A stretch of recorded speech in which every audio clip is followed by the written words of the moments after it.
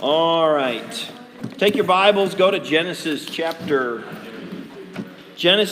49 tonight.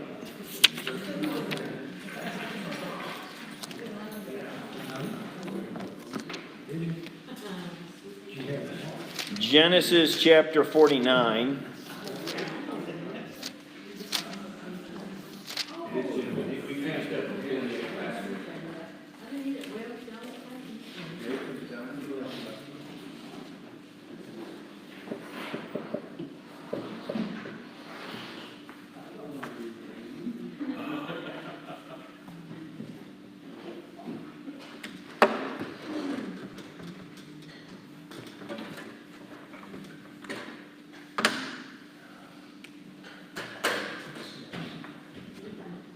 There we go.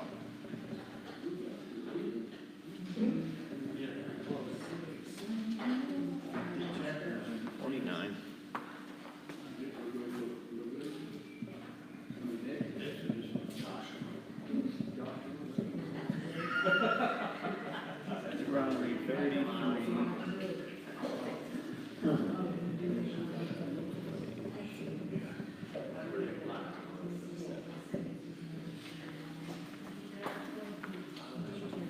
All right, we're gonna look at this chapter, and we're gonna see that Jacob is, I don't want to call it blessing, because he's not really, there's some children he's not blessing. So he's prophesying about his sons and giving some last words to his sons. And we're going to compare a little bit with these other two chapters. We're going to look at what he had to say and kind of what happened to them.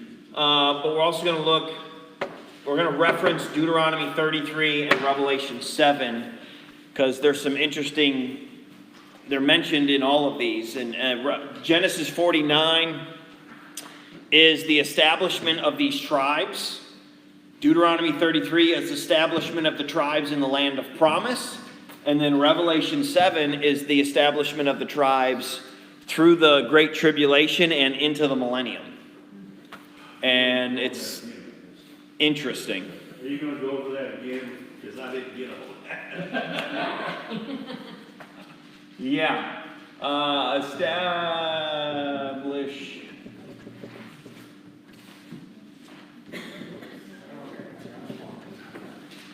of the 12 tribes.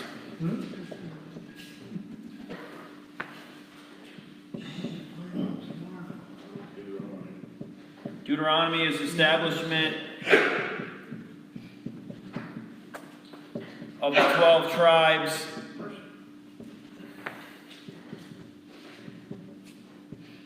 In the land of promise.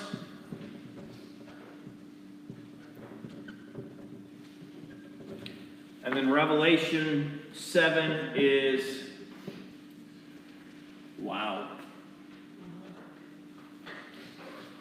Did not spell a word correctly.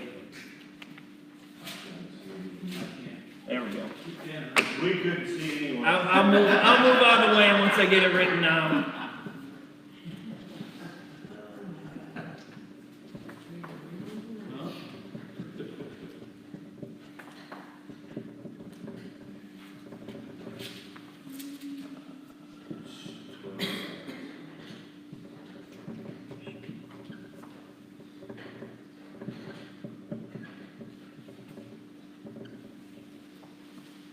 Spell that right.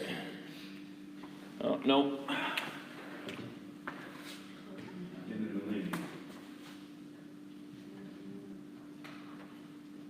Yep.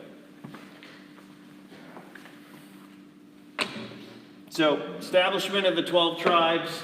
Deuteronomy 33 is establishment of the 12 tribes in the land of promise. And then Revelation 7 is establishment of the 12 tribes in the tribulation and the millennium. So let's look at Genesis 49. We'll read through all of what he has to say to his sons. Verse 1, it says, "And Jacob called unto his sons and said, Gather yourselves together that I may tell you that which shall befall you in the last days. Gather yourselves together and hear ye, sons of Jacob, and hearken unto Israel your father. Reuben, thou art my firstborn, my might, and the beginning of my strength, the excellency of dignity, and the excellency of power. Unstable as water, thou shalt not excel, because thou wentest up to thy father's bed, then defilest thou it. He went up to my couch. Simeon and Levi are my brethren, Instruments of cruelty are in their habitations. O my soul, come not thou into their secret, unto their assembly. Mine honor, be not thou united, for in their anger they slew a man, and in their self-will they digged down a wall. Cursed be their anger, for it was fierce, and their wrath, for it was cruel. I will divide them in Jacob, and scatter them in Israel. Judah, thou art he whom thy brethren shall praise. Thy hand shall be in the neck of thine enemies. Thy father's children shall bow down before thee. Judah is a lion's whelp. From the prey, my son, thou art gone up. He stooped down, he couched as a lion, and as an old lion, who shall rouse him? The scepter shall not depart from Judah, nor a lawgiver from between his feet, until Shiloh come, and unto him shall the gathering of the people be. Binding his foal unto the vine, and his ass's colt unto the choice vine. He washed his garments in wine, and his clothes in the blood of grapes. His eyes shall be red with wine, and his teeth white with milk. Zebulun shall dwell as at the haven of the sea, and he shall be for an haven of ships, and his border shall be unto Zidon. Issachar is a strong ass, couching down between two burdens, and he saw that rest was good, and the land that it was pleasant, and bowed his shoulder to bear, and became a servant unto tribute. Dan shall judge his people as one of the tribes of Israel. Dan shall be a serpent by the way, an adder in the path, that biteth the horse heels, so that his rider shall fall backward.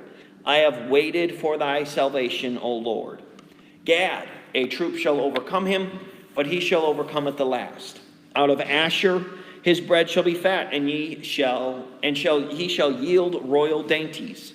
Naphtali is a hind let loose, he giveth goodly words. Joseph is a fruitful bow, even a fruitful bow by a well, whose branches are run over the wall. The archers have sorely grieved him, and shot at him, and hated him. But his bow abode in strength, and the arms of his hands were made strong by the hands of the mighty God of Jacob. From thence is the shepherd, the stone of Israel, even by the God of thy father, who shall help thee, and by the Almighty, who shall bless thee with blessings of heaven above, blessings of the deep that lieth under, blessings of the breast and of the womb. The blessings of thy father have prevailed above the blessings of thy progenitors. Unto the utmost bound of the everlasting hills, they shall be on the head of Joseph, and on the crown of the head of him that was separate from his brethren. Benjamin shall ravine as a wolf. In the morning he shall devour the prey, and at night he shall divide the spoil. All these are the 12 tribes of Israel. So here in Genesis 49, we get all 12 sons mentioned. Okay? You can list them down if you want. I have them down, but it will take a while to write out. Interesting, if we went to Deuteronomy 33, and you go look there if you'd like, everybody is mentioned here with this exception. Simeon is missing. Simeon is not mentioned in Deuteronomy 33.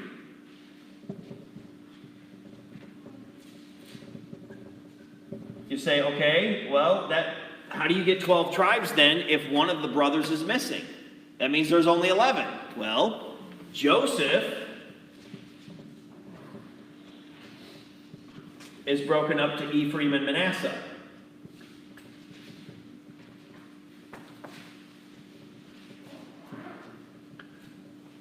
So you get 12 tribes.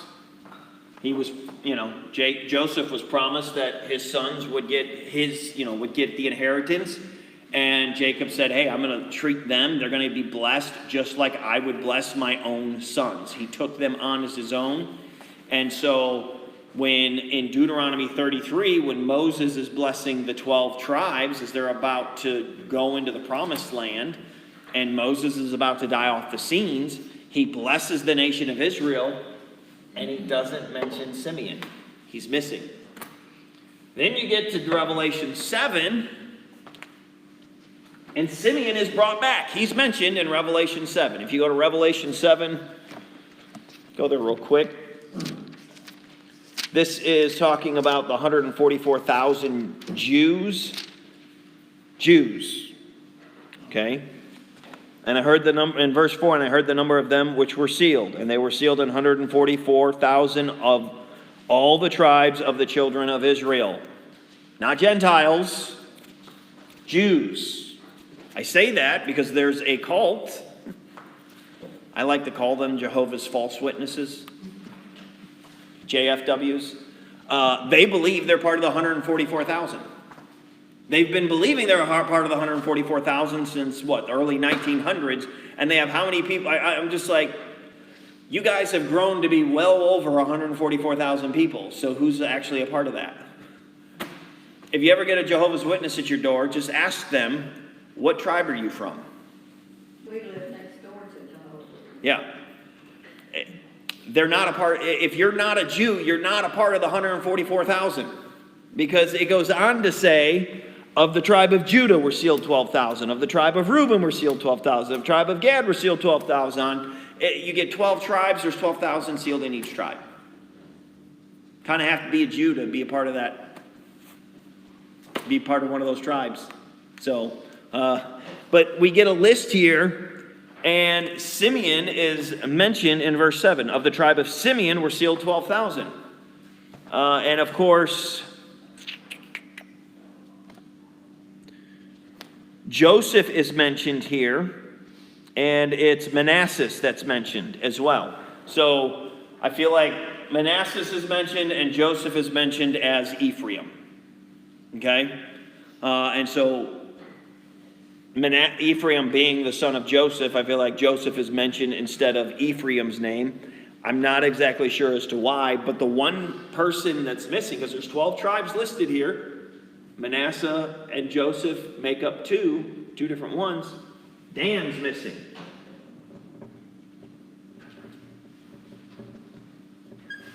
The tribe of Dan is missing from this list. And we will, when we get to Dan, I don't know if we're going to get to Dan tonight or not, but when we get there, we'll look at why is Dan missing from Revelation 7. And I think there's a good reason why Dan is missing from Revelation 7. Let's go back to Genesis 49.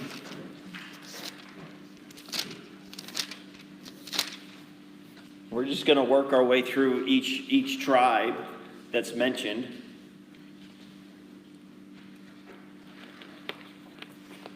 Reuben is the first one. It says, Reuben, thou art my firstborn, my might, and the beginning of my strength, the excellency of dignity and the excellency of power, unstable as water, thou shalt not excel, because thou wentest up to thy father's bed, then defilest thou it. He went up to my couch. So Reuben should have gotten the biggest blessing. He's the firstborn. You're supposed to get the primary blessing from dad. Like it's custom. It's custom in many cultures. But Reuben loses out, and it's his own fault. He starts out, it starts out sounding great. I'm sure Reuben was hoping like, oh man, great, dad's going to bless me, Thou art my firstborn, my might, and the beginning of strength, the excellency of dignity and the excellency of power. What's sad is this was forfeited, and this is given to Joseph's sons, because as he says, you went up to my bed and defiled it. Because he decided to go fornicate with dad's wife. If you go over to 1 Chronicles chapter 5, it's specifically mentioned in 1 Chronicles 5 who receives this firstborn blessing.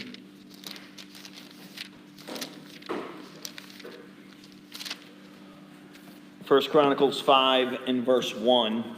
It says, Now the sons of Reuben, the firstborn of Israel, for he was the firstborn, but for as much as he defiled his father's bed, his birthright was given unto the sons of Joseph, the son of Israel, and the genealogy is not to be reckoned after the birthright. For Judah prevailed above his brethren, and of him came the chief ruler, but the birthright was Joseph's. So Reuben should have been chief ruler and received the blessing, and he gets stripped for both. Joseph gets the blessing, Judah gets the inheritance of being the chief ruler. And as we'll see here in a bit, Judah rules and reigns. And so those two blessings were stripped of him, and he's just a regular brother. What should have been his birthright, that blessing given to Joseph, rulership given to Judah. I think I messed that up. Blessing given to Joseph, rulership given to Judah. Holy Spirit said that Reuben would not excel. Here are some facts about Reuben. There never was a judge, king, or prophet from his tribe. Many of the other tribes, you get a prophet from them. Judah obviously had kings. Benjamin had some kings. But he doesn't, not a judge, king, or prophet comes from Reuben. They are one of the tribes that chose to reside on the opposite of the Jordan River. We can see that in Numbers 32. 2 through 5, they come to Moses and say, hey, we'd like to stay on the east side of Jordan. We don't want to cross over into the promised land. Because of that, they end up, they're one of the first to get taken captive and go into captivity because they decided to dwell on that side of the land.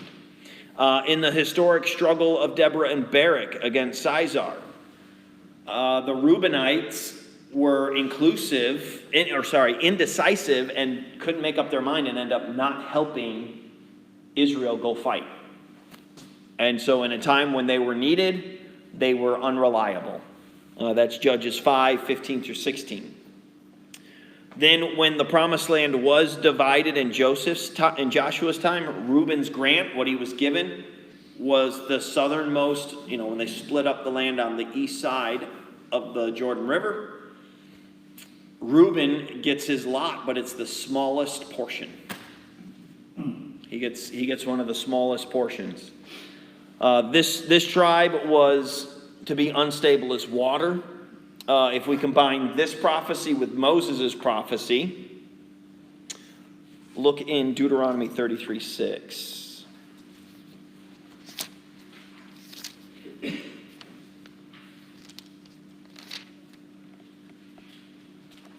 Says, let Reuben live and not die, and let not his men be few. It kind of gives the understanding that his numbers wouldn't be stable. He's unstable as water. Maybe they would decrease. If you look in Numbers, there's a census in Numbers 1, and then there's another census in Numbers 36. And in Numbers 121, the census of Reuben, he's got 46,500 warriors. Well, by the end of Numbers, you would think, hey, we're about to go into the promised land. That 40 years has gone by. You would think Reuben would have increased. Well, when all of the other tribes of Israel had increased, Reuben actually had decreased. And it says that his numbers were 43,730. So he really was not. He wasn't doing much. This is not a blessing from Dad. It's really a curse. And he's part of the tribe of Israel. I will say he does get mentioned in Revelation 7. So he's in the millennium. He's there during the Great Tribulation, and he's got people to go into the millennium, to represent his family. It's a good thing. Then we get to Simeon and Levi. Simeon and Levi are brethren. Instruments of cruelty are in their habitations. O my soul, come not thou into their secret. Unto their assembly mine honor be not thou united. For in their anger they slew a man, and in their self-will they dig down a wall. Cursed be their anger, for it was fierce, and their wrath, for it was cruel. I will divide them in Jacob and scatter them in Israel. I believe this reference is to Genesis 34:25. When Dinah is defiled, they make a league with the man that wants to take her as his bride. They make a league with him and the men of that city.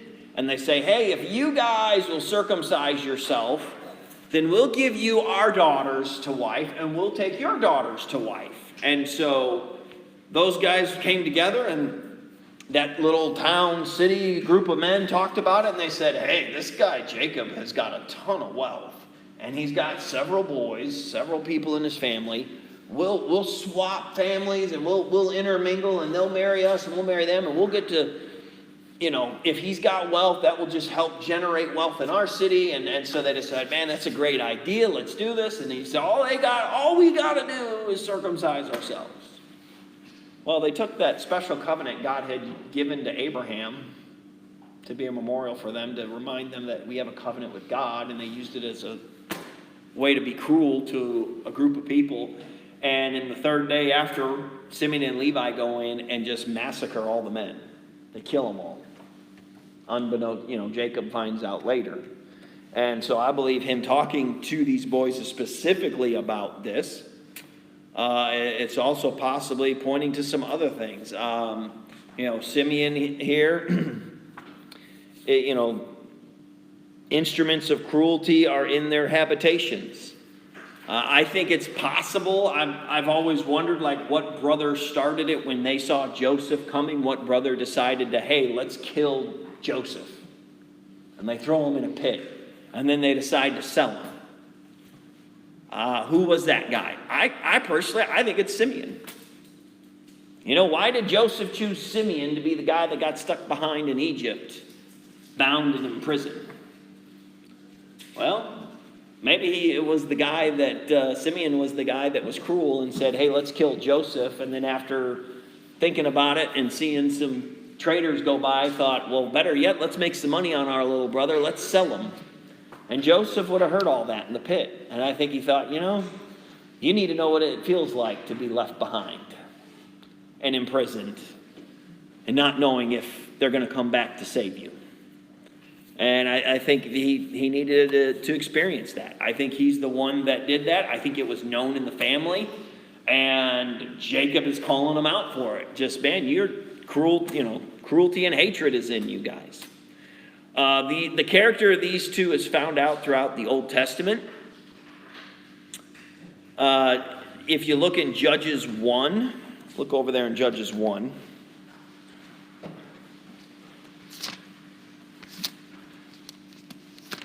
There's something about these two tribes.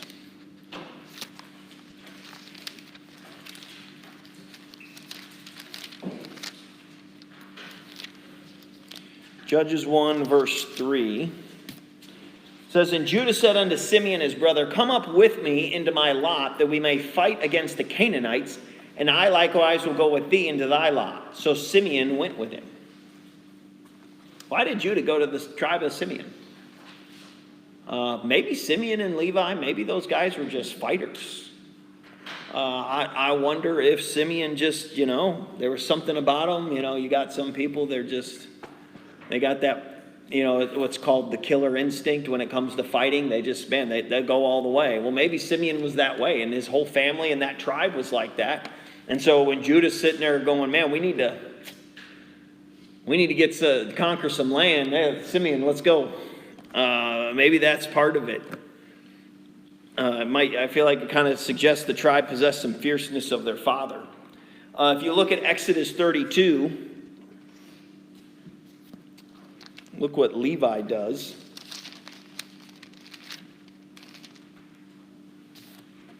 Exodus 32 and verse 26. Then Moses stood in the gate of the camp and said, this is the golden calf was made. Aaron makes it, and several of the children of Israel are bowing down and worshiping this golden calf. And Moses comes down from the mountain, sees it,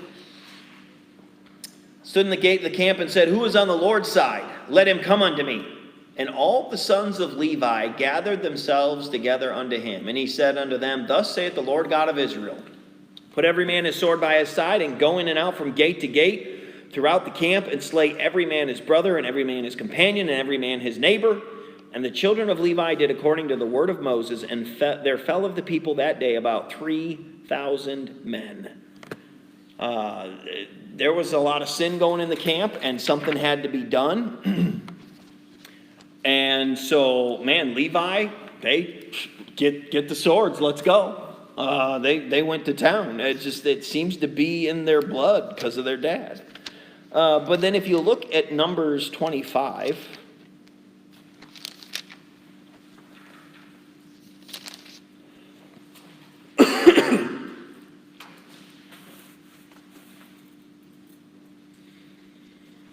there was sin in the camp once again, and there was a horrible thing going on, and it's in verse 6 it says, "And behold, one of the children of Israel came and brought unto his brethren a Midianitish woman in the sight of Moses and in the sight of all the congregation of the children of Israel, who were weeping before the door of the tabernacle of the congregation. And when Phinehas, the son of Eleazar, the son of Aaron the priest, saw it, he rose up from among the congregation and took a javelin in his hand. And he went after the man of Israel into the tent and thrust both of them through, the man of Israel and the woman through her belly. So the plague was stayed from the children of Israel." This man brought this woman in, and there was sin in the camp. It was a problem. And Eleazar stands up and does something about it. "And the Lord spake unto Moses, saying, Phinehas the son of Eleazar," sorry, Phinehas, not Eleazar, but it's his son, "the son of Aaron the priest, hath turned my wrath away from the children of Israel, while he was zealous for my sake among them, that I consume not the children of Israel in my jealousy. Wherefore say, Behold, I give unto him my covenant of peace. And he shall have it, and his seed after him, even the covenant of an everlasting priesthood, because he was zealous for his God and made an atonement for the children of Israel." Interesting. Here he's cursed by his dad. Cursed be their anger. Cursed was their fears, for it was fierce, and their wrath, and it was cruel. And then God blesses him because he's zealous. We say, what does that mean, Pastor? Well, careful about generational curses. There are such things as generational curses. They just continue to be passed down and passed down and passed down and passed down. But just because there's a generational curse, that doesn't mean it has to continue. One man can stand up and break that curse. And Eleazar's son Phinehas did that. He had that curse of what Jacob had established, and God went, wow, he was zealous for me. Look what he did. Guess what? I'm going to establish a covenant of peace with him because of what he did. So those generational curses, although, I mean, they're strong and they're hard, they can be broken. His is broken. Jacob prophesies that they're going to be scattered throughout the land. And that's what happens. At the division of the land, Simeon, he doesn't receive any portion, but must abide with Judah. And he's scattered throughout Judah's cities. So he doesn't actually get his own land that's his. And then Levi, they're the priests of the people. They end up getting 48 cities that are scattered throughout the tribes of Israel. And so these two guys, when Jacob says, I will divide them in Jacob and scatter them in Israel, that's what happens. They do not inherit any land directly for their own. The one sad thing about Levi, if we read this, think about these things, okay? Put someone else in this place. I'm going to read this again, and I want you to put Jesus Christ in this description as this person that he's talking about, that Simeon and Levi were cruel to. O my soul, come not thou into their secret, unto their assembly, mine honor, be not thou united, for in their anger they slew a man, and in their self-will they dig down a wall. Cursed be their anger, for it was fierce, and their wrath, for it was cruel. Wasn't it the priests, the high priests, that got the people together and said, crucify him, crucify him, crucify him? Something about, the tribe of Levi. That was their darkest hour, I would say. This was a bad day. They had a good day with Phinehas. Like, woohoo, praise the Lord, man, we had a good day, man. We were zealous for God. And then Their darkest day, I think, was when they crucified Jesus Christ. Because they were jealous of him. And they wanted to see him die. And they were cruel. So cruel, they didn't want to kill him the way they would, which was by stoning. They wanted him to suffer, which was by crucifixion. And I know that he had to die that way. It was prophesied he would die that way. But the fact of the matter is they were the ones that, hey, we want this to happen. They gave it over to the Romans to, here, kill him in this way. Because we can't. Simeon, he gets taken out. As I said, he's not mentioned in Deuteronomy 33. But we do see him mentioned in Revelation 7. And then, of course, Levi is mentioned by Moses in Deuteronomy 33 and in Revelation 7. And so both of those guys, they are mentioned in the Great Tribulation and on into the millennium. The next one we're going to look at is Judah. Verse 8. It says, Judah, thou art he whom thy brethren shall praise. Thy hand shall be in the neck of thine enemies. Thy father's children shall bow down before thee. Judah is a lion's whelp. From the prey, my son, thou art gone up. He stooped down. He couched as a lion, and as an old lion, who shall rouse him? The scepter shall not depart from Judah, nor a lawgiver from between his feet, until Shiloh come, and unto him shall the gathering of the people be. Binding his foal unto the vine, and his ass's colt unto the choice vine, he washed his garments in wine, and his clothes in the blood of grapes. His eyes shall be red with wine, and his teeth white with milk. I'd say Judah has gained some favor with Dad. Definitely, I'm sure when he heard the story of what happened with Benjamin, what Joseph did and how Benjamin was going to have to stay and Judah stepped up. The Dad's favor on Judah, I'm sure, just went through the roof because, wow, you brought my son back like you said you would. You even were willing to sacrifice your own life so he could return. And it just, man, over the years, he obviously has fallen in love with Judah, and he blesses him. All this prophecy is ultimately fulfilled. He ends up being the scepter. The kings come from him. I know we do get King Saul, and one of Saul's sons ends up ruling for a short period, and they're from the tribe of Benjamin. But ultimately, from the tribe of Judah is a kingly lineage, and it goes all the way to Jesus Christ. And Jesus Christ is the one to be the chief ruler. We see that in Daniel 9:24. He's mentioned. Jesus is mentioned not by name, but not in the name of Jesus. I think it's holy is what's mentioned. And he's the one that his brethren will praise. This should have been Reuben's. Reuben should have had this blessing that Judah got. But he forfeited it. He lost out.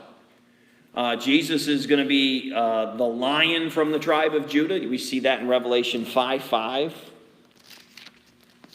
I'll read that for you real quick. It says, And one of the elders said unto me, Weep not. Behold, the Lion of the tribe of Judah, the Root of David, hath prevailed to open the book and to loose the 7 seals thereof. That Lion from the tribe of Judah, that's Jesus Christ. He's the one who's going to rule and reign in Israel during the millennium time. When the tribes get scattered, if you read in Chronicles, they end up getting taken captive. And they end up getting scattered, and many are dispersed out of the land. Several of the tribes often don't even, whole tribes are gone. But Judah remains. Judah is one of the tribes that ends up staying in the land continuously, and they're there all the way until the time of Christ. And so they're ones that don't depart, and they're there all the way up to his crucifixion. But then, of course, here they are in Jerusalem, the crowd yelling, crucify him, and giving rulership over to the Romans to, hey, go ahead and crucify our king. I know they're not saying that directly, but they were. They were saying, here, take our king, crucify him.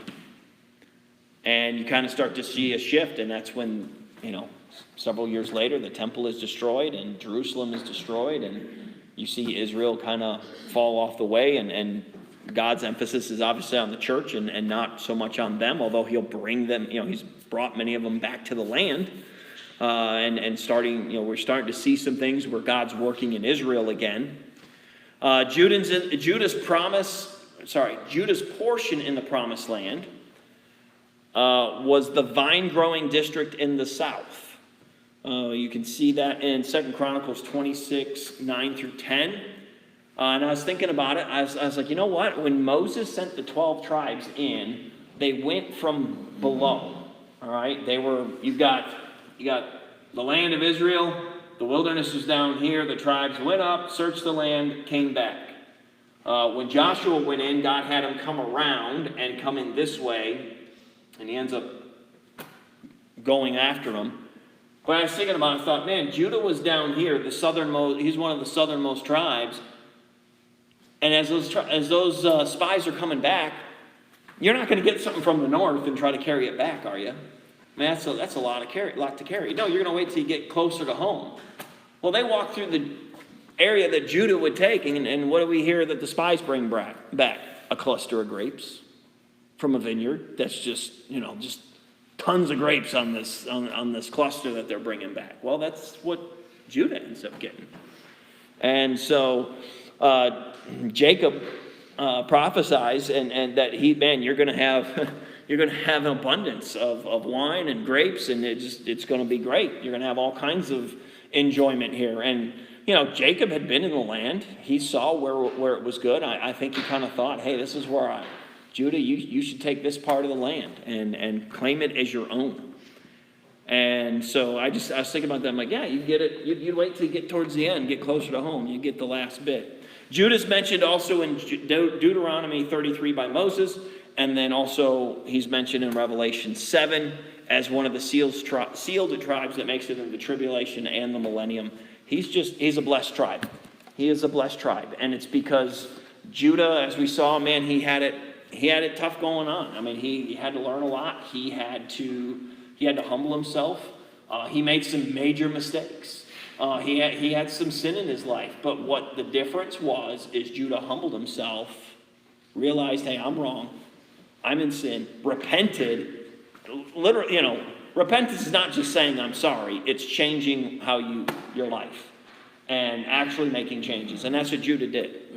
And we see that when we get to, they need to go back in the land, and he says, Dad, give me Benjamin, and I'll be surety for him. I'll make sure he comes home. I'll give my life for him if I have to. And he just makes a major difference, major change. And so now, man, he's just getting all kinds of blessings from Dad. And we see God continue to bless Judah. And you get David coming up through Judah. And he was an amazing king, and he was a strong king, and he had a lot of wars and battles, but he did great things for Israel, and he was a man after God's own heart. What does that mean? Well, he pleased God. He cared about the name of the Lord. One of the things I noticed in David, he always cared more about what is God's name reflect upon. My life. What is the reflection of God's name? He wanted to make sure people thought good of God and of his name and didn't curse God's name. He cared more about God's name than his own. And of course, you get Solomon. Solomon was a wise king. The kingdom was established, and just so much there. And just we get Boaz, from the book of Ruth, from that line. So Judah is just a blessed tribe. So we're going to pause right there. We'll pick up and look at Zebulun next week and continue on from there. Anybody got any? I know this was a lot of information. Anybody got any questions? Comments? All right. Get your prayer lists.